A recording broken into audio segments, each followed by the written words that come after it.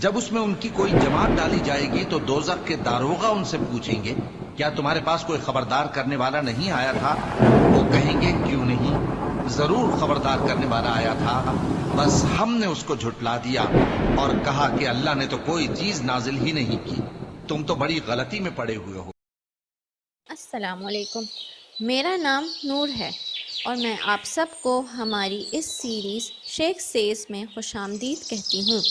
हमारे साथ मौजूद हैं शेख साहब, जो आपके तमाम सवालात के जवाब भी देंगे और आपको नई नई बातें भी सिखाएंगे।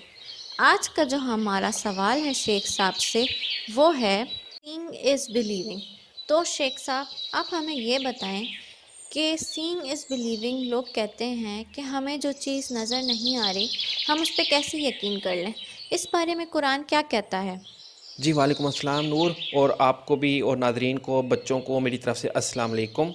जी नूर, बहुत अच्छा सवाल पूछा है आपने, सीइंग इज़ बिलीविंग, और ये बहुत ज़्यादा कॉन्सेप्ट इन है, लेकिन इस्लाम की ओर से देखा जाए तो वो इस कॉन्सेप्ट की पूरी तरह नफ़ी करता है। इस्लाम इस कॉन्सेप्ट को नहीं मानता, क्योंकि इस्लाम कहता है कि अनदेखे पर यकीन करना, अनदेखे पर एतबार करना, जैसे रसूलों पर एतबार, अल्लाह पे यकीन, रसूलों पे यकीन, और आखिरत, जन्नत, दोज़ख, ये सब अनसीन है, लेकिन इस्लाम कहते हैं इन सब पे यकीन करो।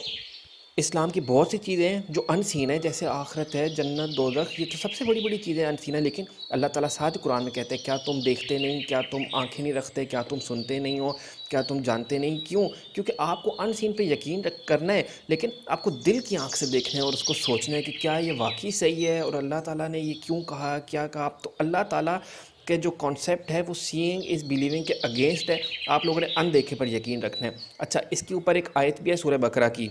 अब देखें, कुरान की जो सूरह बकरा की पहली सूरत की तीसरी आयत है, यानी कि इतना शुरू में अल्लाह ताला ने फरमाता है, वो लोग जो बग़ैर देखे ईमान लाते हैं और नमाज कायम करते हैं और हमारे दिए हुए रिस्क में से कुछ हमारी राह में खर्च करते हैं।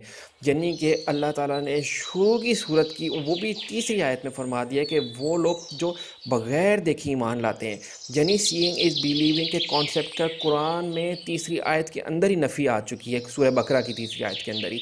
तो हमें भी इस कॉन्सेप्ट के अगेंस्ट जाना है, हमें इस कॉन्सेप्ट को इस तरीके से नहीं मानना जिस तरह ये लोग करते हैं कि भाई जब तक देखो नहीं यकीन नहीं करो।